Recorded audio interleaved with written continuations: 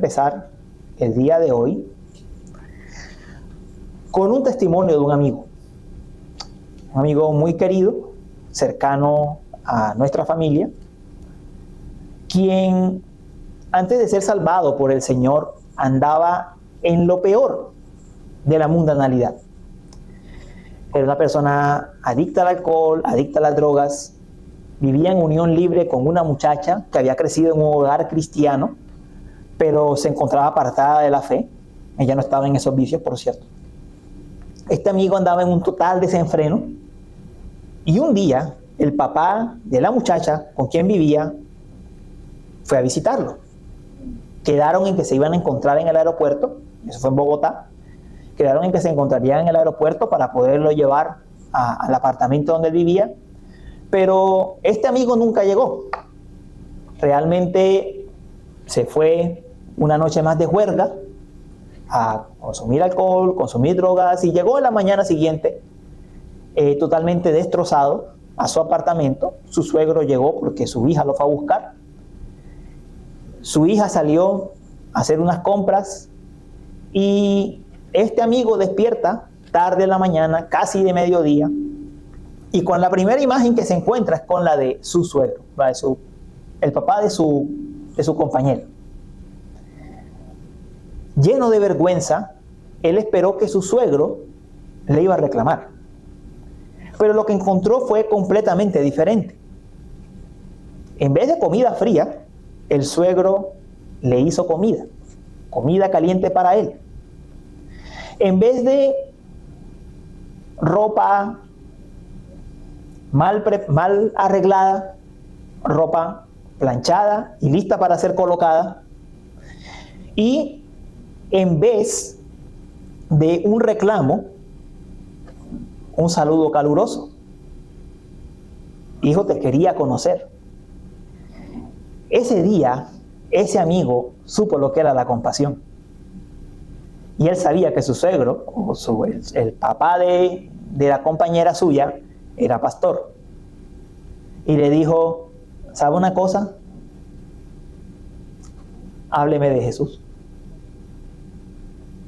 Eso que usted ha hecho por mí, ese tiene que ser Jesús. Hábleme de Jesús. Ese fue el día de la conversión de este amigo mío. Ese fue el día de su conversión. Quien ha experimentado la compasión y la misericordia, da misericordia. Es la gran lección. Este suegro de mi amigo, ahora sí suegro, experimentó de primera mano la compasión del Señor y le extendió compasión a este muchacho completamente destrozado, con una vida completamente acabada por el pecado. Este muchacho salió de su casa el día anterior sencillamente pensando en va a ser una noche más de juerga, sin imaginar siquiera que el día siguiente el Señor cambiaría completamente su vida por medio de la compasión que su suegro le mostró. Esto es lo que hace alguien que ha entendido la misericordia de Dios. Eso que vimos que hizo este suegro es lo que Jesús resume en la quinta bienaventuranza con la frase: bienaventurados los misericordiosos, porque ellos alcanzarán misericordia. Nuestra enseñanza de hoy se va a llamar la ganancia de la misericordia. La ganancia de la misericordia. Como siempre, a medida que vamos viendo la enseñanza, vemos el porqué del título, y va a tener 4 puntos. La introducción, qué es ser misericordioso, qué gana el misericordioso, y las aplicaciones. Y lo que vamos a ver, nuestro tema central básicamente es cómo aquellos que han sido bendecidos por el Señor, rescatados por el Señor, muestran un carácter misericordioso y les espera la misericordia, la gran misericordia de Dios en el día final. Ese es el centro de lo que esta bienaventuranza nos enseña. Hagamos una corta oración, que el Señor nos ilumine en este tiempo. Padre, ilumínanos por tu Santo Espíritu en este momento, en la meditación de tu palabra. Oh Señor, tú nos dices con qué limpiará el joven su camino, con guardar tu palabra. Tú nos dices que bueno eres tú y bienhechor. Enséñanos tus estatutos. Enséñanos tu palabra, ayúdanos a meditar en ella, a reflexionar en ella. Examina nuestros corazones, ve si hay alguna obra mala y transfórmanos para la buena obra y para dar fruto para tu gloria. Obra, fruto espiritual por tu Espíritu Santo. Te lo pedimos en Cristo Jesús. Amén. Muy bien. ¿Qué hemos visto en el Sermón del Monte? Ya sabemos que el Señor Jesús ha estado predicando el Evangelio del Reino, ha estado llamando a los discípulos con un llamamiento eficaz para que lo sigan. Las multitudes lo están siguiendo por las demostraciones de poder que está haciendo.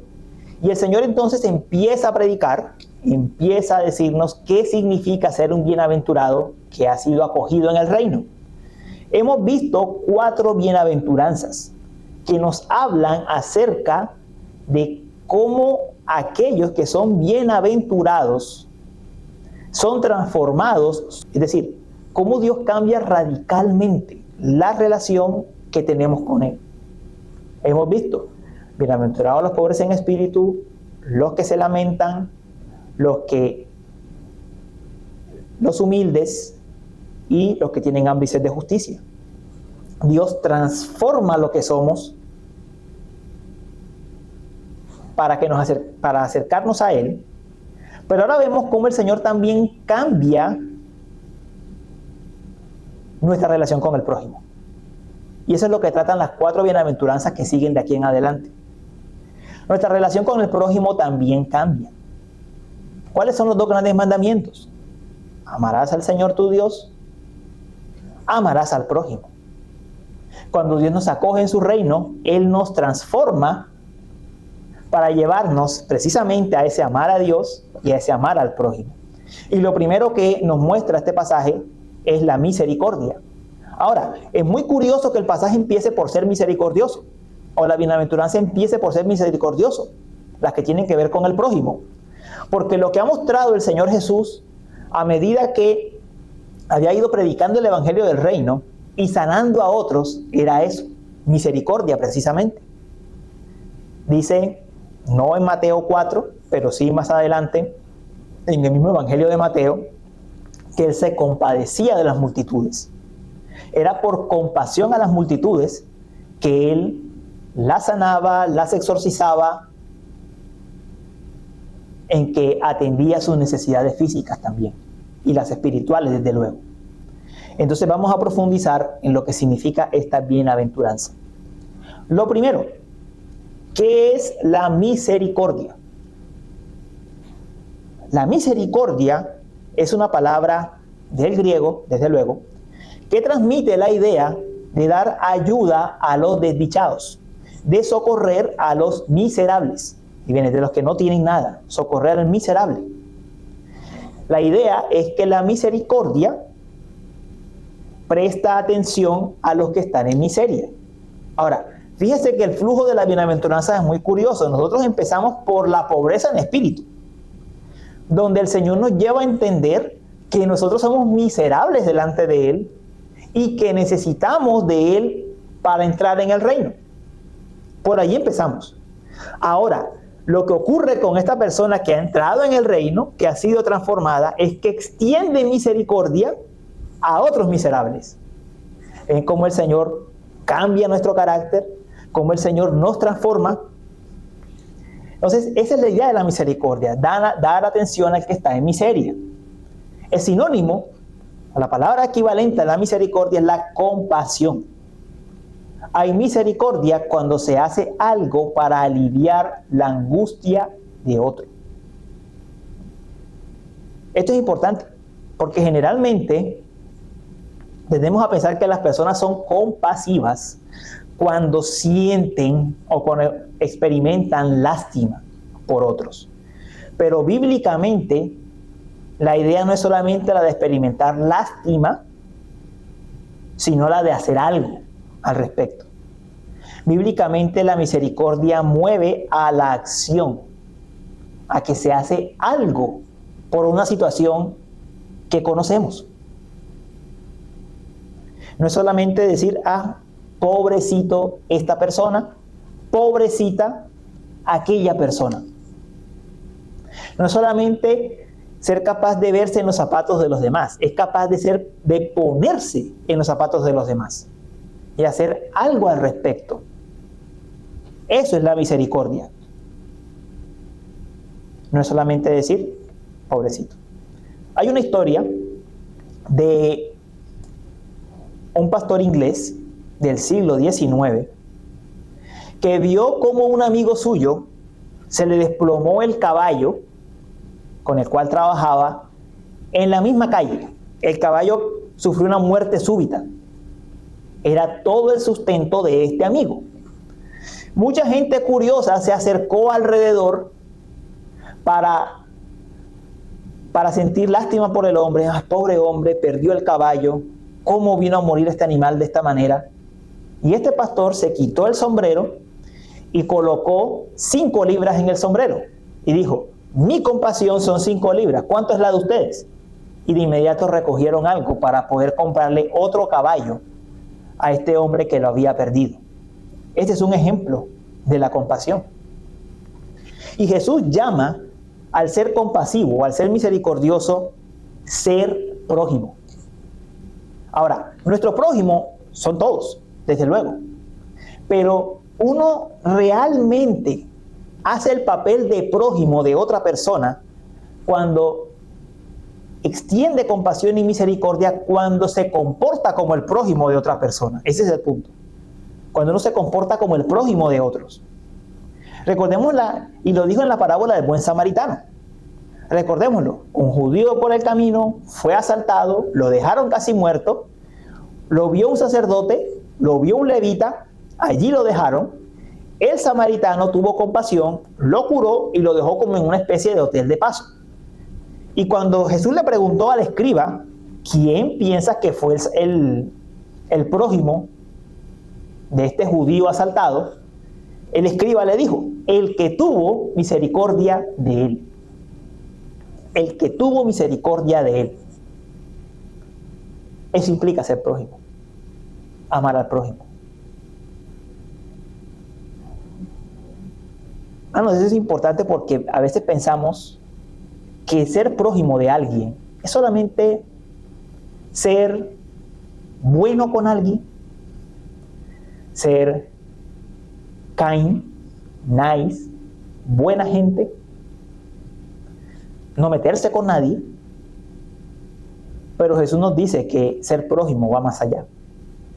Ser prójimo es ser capaz de ponerse en la posición de otro y tener compasión y hacer misericordia con el otro cuando lo necesita. El Señor le dijo al escriba, el escriba llegó al punto de reconocer quién era el prójimo. Y Jesús le dijo, ve y haz tú lo mismo. Es decir, ahora el punto de Jesús es, ¿tú vas a ser el prójimo? ¿O vas a ser como el sacerdote y el levita? Ve y haz lo mismo tú. Sé misericordioso tú también. Eso nos lleva a preguntarnos, ¿nosotros nos compadecemos de aquellos que padecen necesidad?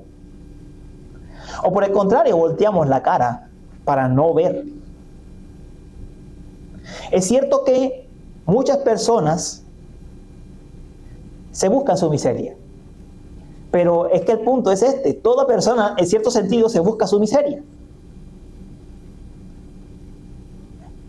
Todos somos responsables de las miserias de nuestra propia vida hasta ciertos puntos,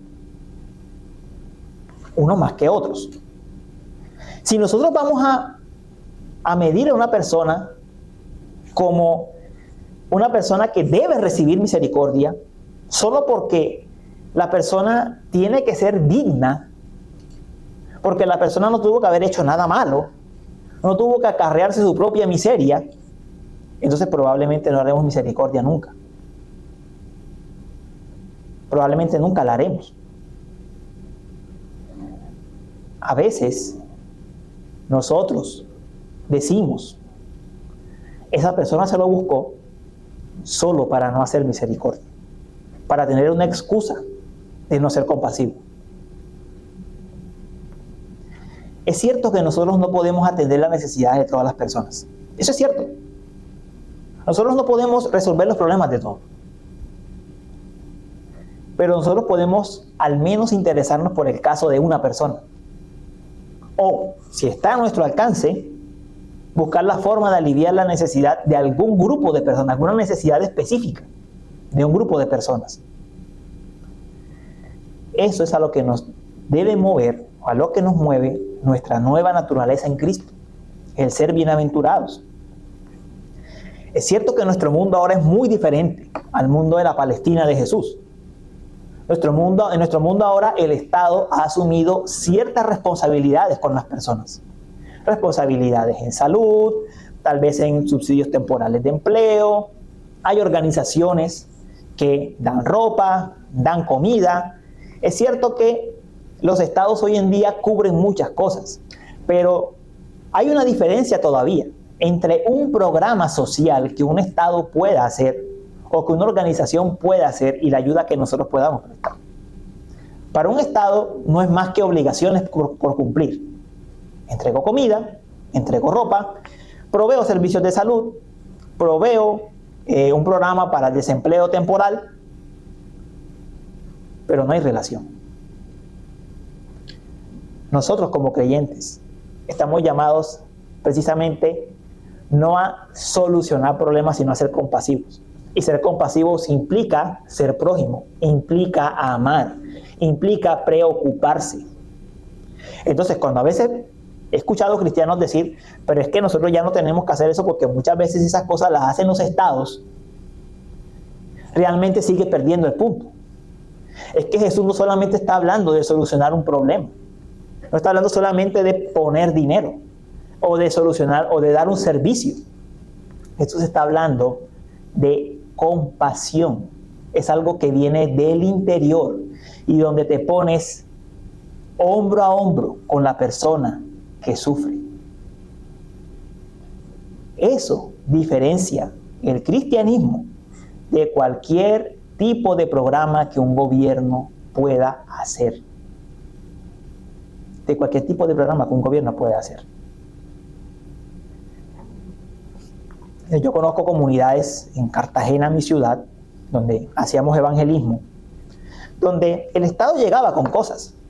El Estado llegaba con programas de salud, llegaba con educación pública, programas de recreación, pero no pasaba de ser un programa, algo que se provee a la comunidad para que esté mejor, para que no esté tan mal. Nosotros simplemente íbamos domingo tras domingo a evangelizar casa a casa y solo el hecho de sentarse con una persona a conversar, conocer su situación, orar por ella, ayudarla de alguna manera con cosas muy específicas, hacía una gran diferencia. Y gracias al Señor en ese lugar se pudo levantar una iglesia. Eso es en esencia la compasión bíblica. Es más que un programa social. Es más que un programa social. Miren, en este país hay muchas organizaciones sin ánimo de lucro, creadas y fundadas por cristianos. Venden ropa económica, dan alimentos gratuitos, pero no se diferencian de los programas de gobierno. Son programas. La gente va, recibe una bolsa y se va para su casa. ¿Dónde está el amor? ¿Dónde está la compasión? ¿Dónde está el ponerse al lado del otro? Es a eso lo que el Señor nos llama al ser compasivos. Estar con el que necesita y ayudarle lo que necesita. Pero la misericordia también se nota en el perdón. Y tenemos el caso con José. José fue vendido como esclavo por sus hermanos, conocemos la historia. Y cuando sus hermanos van a Egipto requiriendo comida, los tenía literalmente a sus pies, tal como lo había soñado. Los tenía a sus pies. José les mostró compasión. Proveyó para ellos, para la casa de su padre. Y en el momento, en el gran momento en que Jacob ya había muerto y ellos temían por su vida, José les extendió perdón. Él dijo, ustedes pensaron hacerme mal, pero Dios lo cambió en bien. No se preocupen. José los perdonó.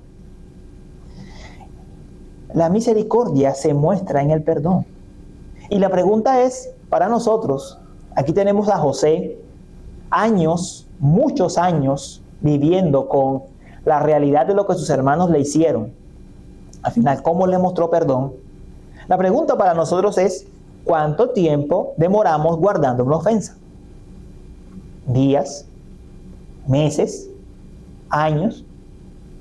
¿Se nos convierten las ofensas en el tesoro más preciado? ¿Se nos convierten las ofensas casi que en el precioso del Señor de los Anillos? Por poner un ejemplo de una película. El Señor, cuando nos da una vida nueva, lo hace para traernos a una vida marcada por la misericordia, por la compasión, perdonando a otros sus ofensas. Pedro lo preguntó. El estándar de la época de Pedro, el estándar entre los fariseos, era, si tu hermano peca contra ti 7 veces, 7 veces lo debes perdonar. Y cuando Pedro se acerca con el estándar de los fariseos a Jesús, Señor, ¿y cuántas veces perdonaré a mi hermano? ¿Hasta 7? Jesús le dijo, no digo hasta 7, sino hasta 70 veces 7. Eso significa que tenemos que estar dispuestos a dar un perdón completo todas las veces que seamos ofendidos por las personas. Ahora, ¿es fácil? No, no es fácil. No estoy diciendo aquí que poniéndoles una carga pesada, diciéndoles, ahora tienen que hacer esto, porque no es fácil. Pero para eso tenemos los recursos de la gracia. Y tenemos que recordar en primer lugar qué ganamos con ser misericordiosos. Porque Jesús nos está motivando en la misma bienaventuranza, recordándonos qué es lo que ganamos. Y ese es el punto que sigue. ¿Qué gana el misericordioso? Carnalmente, en nuestro corazón pecaminoso, nosotros no tendemos a relacionar la misericordia con ganar algo. Para nosotros, hacer misericordia naturalmente, pecaminosamente, es perder. Yo perdonar, pero si fue que me ofendió. Es como si perdieses tu dignidad. Yo darle a él, pero si necesito este dinero para otras cosas, estoy perdiendo mi dinero. Para nosotros la compasión es pérdida.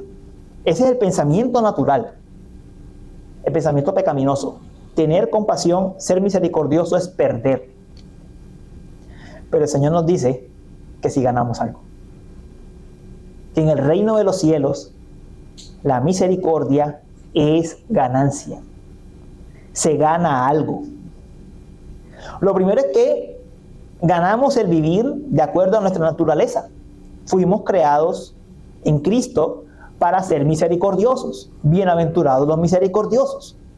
Eso es lo que nos hace ser parte del reino, parte de la bienaventuranza, de ese carácter que Él hizo. Ser compasivos. Pero la otra parte de la recompensa es la compasión final del Señor. ¿Cómo así? En el día final, el Señor nos mostrará su misericordia al admitirnos finalmente en su reino. Ahora hay que tener cuidado con esto, porque se tiende a pensar que por el hecho de que la bienaventuranza dice, bienaventurados los misericordiosos, porque ellos alcanzarán misericordia, entonces si yo hago obras de misericordia, esa es la razón por la cual Dios va a hacer misericordia conmigo, como si yo me pudiese ganar la salvación por obras. Una idea muy católica romana. Pero todo parte de qué es la bienaventuranza. Recordemos que las bienaventuranzas son las marcas del carácter de aquellos que han sido recibidos en el reino. Dios nos hizo misericordiosos al transformarnos. Entonces, extiendo misericordia a partir de lo que ya soy en Jesucristo, de lo que el Espíritu obra en mí, una persona misericordiosa. Entonces, en últimas, lo que vamos a experimentar el día final es el fruto de aquello, de eso que Cristo hizo por nosotros y que se ha evidenciado en nuestra vida. Eso es lo que vamos a experimentar al final de cuentas. Pero en esta vida sí ganamos algo también. No solamente queda para el final. ¿Qué ganamos? Seguridad. ¿Seguridad de qué? De que estoy en Jesucristo. Seguridad de que he sido salvado. Seguridad de que soy uno de los bienaventurados. Porque mi vida muestra ese patrón de la compasión y de la misericordia. Se evidencia. Nos aseguramos de quiénes somos en Cristo Jesús. Esa es una gran ganancia. Esa es una gran ganancia. Es cierto, un creyente, un verdadero y genuino creyente, no va a caer de su salvación, pero sí que puede experimentar muchos problemas con su seguridad. Y de hecho esa es gran parte de la lucha que tenemos en la vida cristiana. Problemas con nuestra seguridad a causa de nuestra propia pecaminosidad. El ser misericordioso, el ser compasivo, nos ayuda a vivir de acuerdo con lo que somos, por decirlo de una forma. A estar seguros de quiénes somos en el Señor, de que estamos reflejando su carácter. Ganamos seguridad en nuestra vida. Nos reafirma en nuestra salvación. Y eso hace el tema de la compasión más profundo. Hasta este punto podríamos pensar, eso pone el tema fácil, porque entonces finalmente yo no me gano nada, entonces Dios me da todo, da igual. No, este es el tema más profundo, por dos razones. La primera, porque si mi vida no muestra un patrón de preocupación y de compasión por aquellos que padecen, por aquellos que tienen necesidad, y que yo soy testigo y conozco lo que están pasando, tengo que tener cuidado quién soy realmente. Tengo que tener cuidado de quién soy. La vida de un cristiano ha de mostrar esa compasión. No perfecta. A veces somos como lentos en entender las situaciones y en reaccionar. Pero la vida de un cristiano debe mostrar compasión. Si no la muestra en absoluto, si no vemos esa preocupación genuina por nuestra familia, nuestros compañeros, las personas que nos rodean, debemos tener cuidado. ¿Quiénes somos realmente? ¿Somos cristianos? ¿O somos como el sacerdote y el levita de la parábola? Una apariencia de piedad, profesión de fe. Es una marca de quiénes somos realmente. Si vamos a experimentar la compasión eterna. Y la segunda prueba involucra el perdón. No perdonamos, nos guardamos las ofensas, las atesoramos como casi que lo mejor de nuestras vidas. 20, 30, 40 años con ofensas ahí guardadas, sin extender perdón. El perdón demuestra si hemos sido perdonados.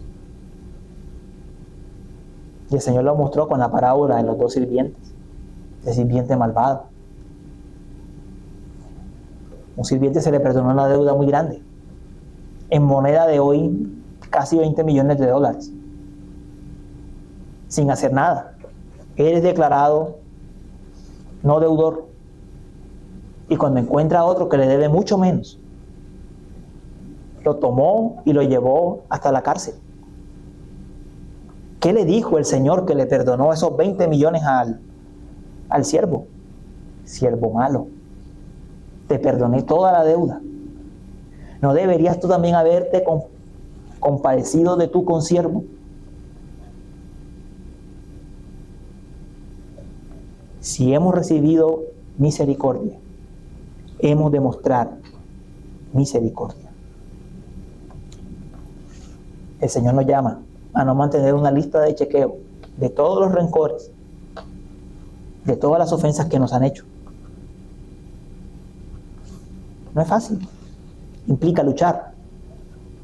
Implica luchar contra la tendencia del corazón.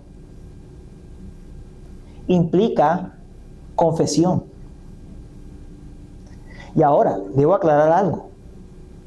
Si nosotros hemos perdonado, pero vemos que de cuando en cuando ese rencor por algo, por alguien, reaparece en nuestros corazones y lo combatimos, eso significa que la gracia está obrando. Porque teniendo ocasión de dejar el rencor brotar en nuestras vidas, lo combatimos y luchamos contra el rencor. Entonces esto no significa que nunca más tendremos ningún pensamiento rencoroso contra alguien, no. Pero la evidencia de la gracia de Dios en nosotros será que lucharemos contra eso. Y además, otra, y es que si nos han ofendido recientemente, es humano, pecaminosamente humano, afortunadamente, que aún estemos reaccionando a la ofensa, que aún estemos resistiendo el golpe, por decirlo de una forma, y que todavía nos cueste extender perdón. Si ese es su caso, no me estoy refiriendo a ese caso. Nos llamo a perdonar, sí, pero no me estoy refiriendo a un caso como ese. Me estoy refiriendo al tener el rencor como forma de vida. Eso es una evidencia clara de que tal vez no esté en la gracia.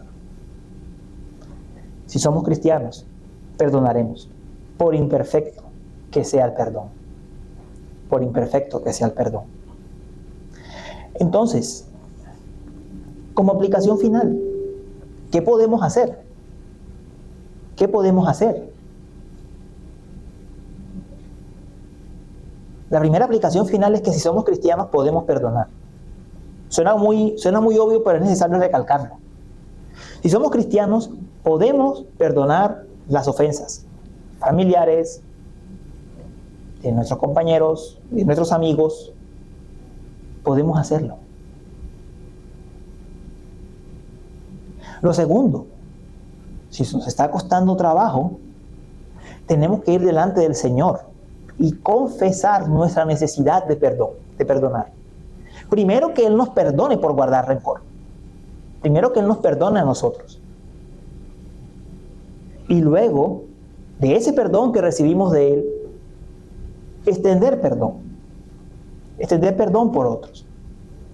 Extender el perdón a otros. No hay mejor manera que empezar a perdonar a alguien que orando por esa persona. En oración es imposible que nosotros pretendamos mantener el rencor con alguien. Estando allí cara a cara delante del Señor, créeme que no seremos capaces de estar pidiendo solo que le pasen cosas malas o que nos pague por lo que nos hizo. En oración el Señor nos va a ayudar a entender que esa persona también necesita misericordia, compasión, y si es un incrédulo, que necesita ser salvo. La oración es un recurso esencial para el perdón. De hecho, cuando termina el Padre Nuestro, el Señor resalta el perdón, porque si no perdona las ofensas a aquellos que los ofenden, nuestro Padre Celestial tampoco les perdonará. Y si perdonan las ofensas a los que los ofenden, el Padre Celestial los perdonará. Dice Mateo 6. La oración es esencial para perdonar. De hecho, yo creo, estoy casi que firmemente convencido, que el perdón más profundo normalmente brota y empieza por la oración. Empieza por la oración. Lo segundo, las escrituras nos pueden ayudar. Hay muchos pasajes que nos muestran la importancia del perdón, de la misericordia, de hacer compasión con otros. Vamos a la escritura. Recordemos esas historias que hemos mencionado, esas parábolas que Jesús narró acerca de la necesidad de compadecerse y de perdonar. Encontraremos allí motivos para extenderle perdón a otros. Y lo tercero es actuar. Ir y hacer misericordia. Ir a perdonar a quienes nos han hecho daño. Y el Señor espera que lo hagamos nosotros. Dice ahí mismo en Mateo 5, que si te acuerdas que tu hermano ha pecado contra ti, deja tu ofrenda. Primero reconcíliate con él y luego ven y trae la ofrenda. Ojo, no fue que yo pequé contra mi hermano, él pecó contra mí. Pero soy yo quien soy llamado a dejar la ofrenda e ir con él y reconvenirle para perdonarle. Y lo segundo, ¿conoces de alguien que está pasando una situación difícil? ¿Que está sufriendo? Ve con esa persona. Tal vez no tenga lo que esa persona exactamente necesita. Tal vez es un enfermo terminal. Tal vez es alguien que tiene una gran crisis económica. Tal vez tú no tienes lo que él necesita. Pero el hecho de ponerse al lado de él, de acompañarle en la situación que está viviendo, ya es un acto compasivo y misericordioso en un mundo en el que estamos solos. En medio de nuestra soledad, acompañar a alguien es una gran bendición. Incluso solo escuchar y no hablar ya es una gran bendición en un mundo tan fragmentado como el que estamos viviendo. Entonces, mis hermanos, estamos llamados a disfrutar de las bienaventuranzas que tenemos. A veces no vivimos con el gozo y la tranquilidad de nuestra vida, porque sabemos lo bienaventurados que somos, pero no lo vivimos. Pero el Señor quiere que experimentemos, que extendamos aquello que ya somos en Él, lo que Él ya ha hecho en nosotros, que lo vivamos y podamos vivir verdaderamente como los benditos y los bienaventurados del reino.